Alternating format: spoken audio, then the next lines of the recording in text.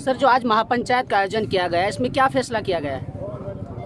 देखिए, ये मामला जो आज की पंचायत का आयोजन हुआ है बीबीपुर गांव में, 67 वर्ष के बुजुर्ग ने जो हमारी 19 वर्ष की बेटी के साथ शादी करके और मेवात के नाम को खराब करने का काम किया है, उसी विषय को लेकर के आज के पंचायत का आयोजन हुआ है।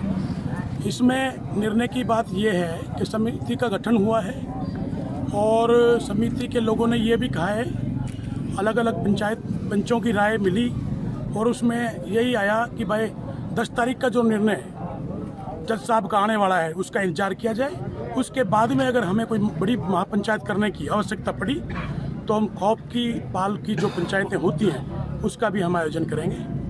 न्यायालय सर्वोच्च परी होता है, अगर वो फैसला करता है तो उसके बाद में फिर जो समाज है वो क्या आगे की रणनीति बनाएगा?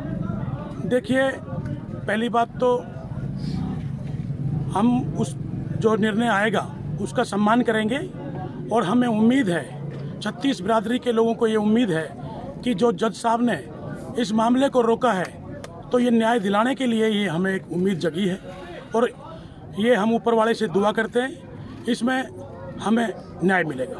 सर, कितने सदस्यों की समिति का गठन किया गया? देखिए, अभी चंद लोग मौजूद भी नहीं हैं हमारे जिम्मेवार इस इलाके के, और वो सब को हम इसमें समिति में लेने वाले हैं और लगभग हम प्रयास करेंगे कम से कम 21 आदमी की समिति बनाई जाए। आज जो एक महापंचायत का आयोजन किया गया है, क्या फैसला लिया गया है? अहम फैसला क्या है? अहम फैसला तो सभी ने यही है कि हम अब एकजुट हैं। 36 बिरादरी के लोगों ने यहाँ पार्टिसिपेट किया इस महापंचायत में और सभी ने ये कहा है कि हम तन मन धन से जिस बेटी के साथ ये अन्याय हुआ है हम उसके परिजनों के साथ हैं, हम गांव बीबीपुर के साथ हैं और हम मेवात का नाम बदनाम नहीं होने देंगे।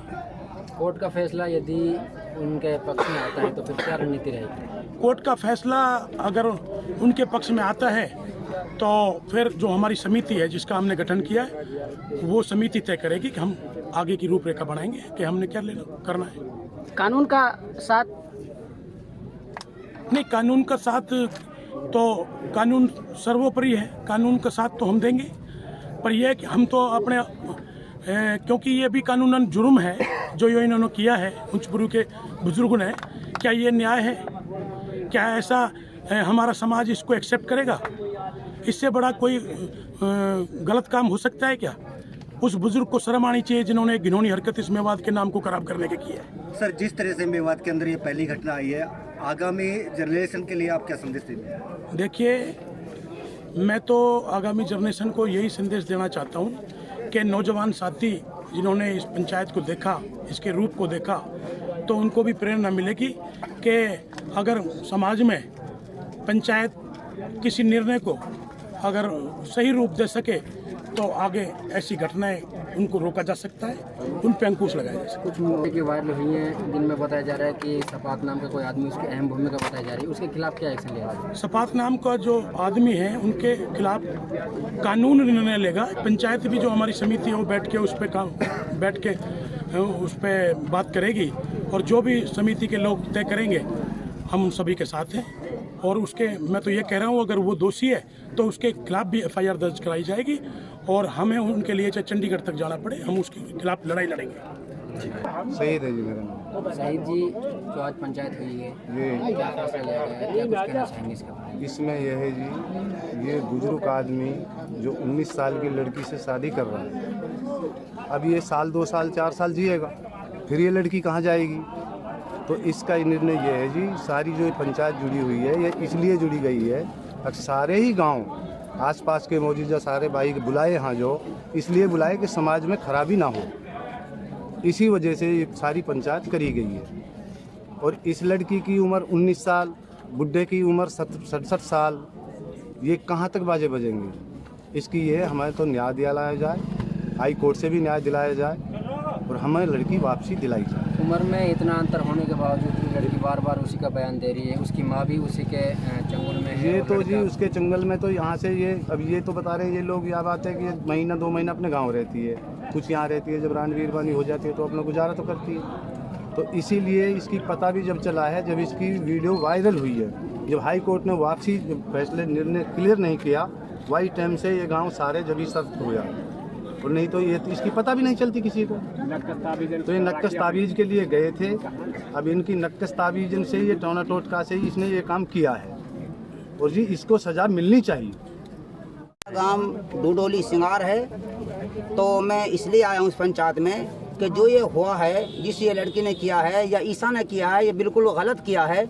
समाज के भी खिलाफ है, शरीयतन भी खिलाफ है, क्योंकि 67 साल का वो बूढ़ा है और ये लड़की जो है बिल्कुल नौजवान 19 साल की है।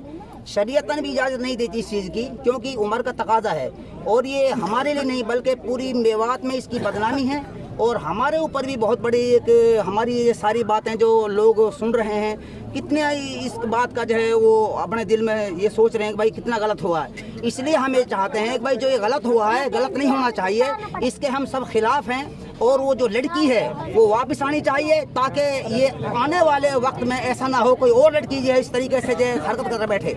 अगर हम इस बात को ढील देंगे और इस बात को हम छोड़ देंगे तो आने वाले वक्त में ऐसा ना हो कोई लड़की और भी इस तरह कदम रखे। इसलिए हमें चाहिए कि हम अपने घरों की पाबंदी करें, अपनी बहन बेटियों को घर से बाहर निकलने ना दें, ताकि इससे मामला खराब होता है। इसलिए मैं सबसे गुजारिश करता हूं कि सबसे पहली बात एक जो जिस लिए पंचायत महापंचायत जोड़ी गई है, इस पंचायत में जो निर्णय लिया गया है वो बिल्कुल सही लिया गया है कि ये लड़की वापस आनी चाहिए, ये लड़की वापस आनी चाहिए, और आगे जो कोई ऐसा कदम रखे उसके लिए कड़ी सजा देनी चाहिए। इसलिए मैं सबसे गुजारिश करता हूं इस बात पर अमल करें और ध्यान दें। अस्सलाम वालेकुम।